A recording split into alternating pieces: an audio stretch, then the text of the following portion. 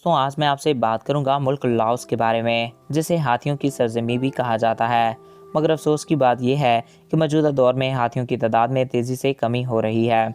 आज मैं आपको इस मुल्क के बारे में चंद दिलचस्प और अनोखी बातें बताऊंगा।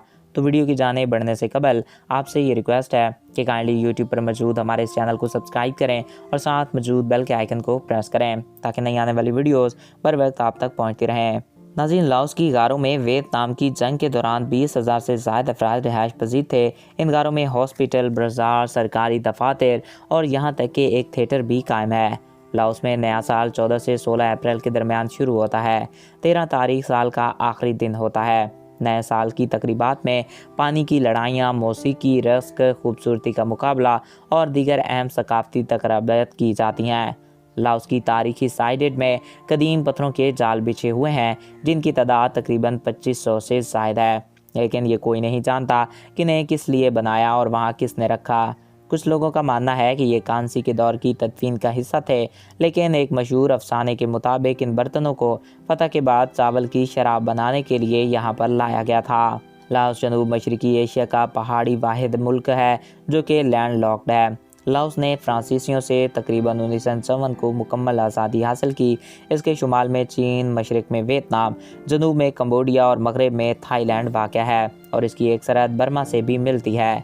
यहाँ का ज़्यादातर इलाका पहाड़ी इलाका है, जिसको एक दूसरे के साथ मैदानी इलाके मिलाते हैं। यहाँ के रिहायशी लाओस या लाओ नेशन के नाम से जाने जाते हैं।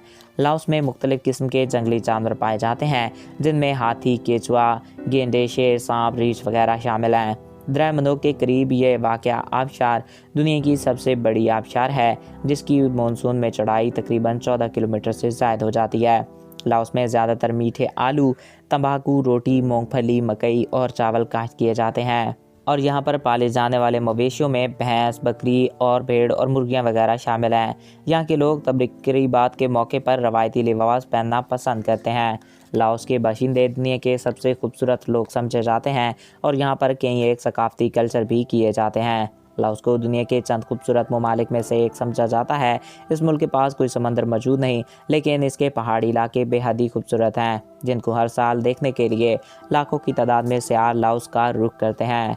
सो आई होप आपको ये वीडियो पसंद आया होगा और आपकी मालूमात में इजाफा हुआ होगा।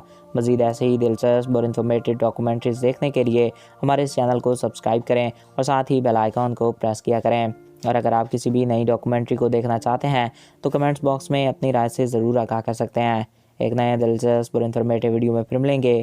Thanks for watching. अल्लाह हाफिज़।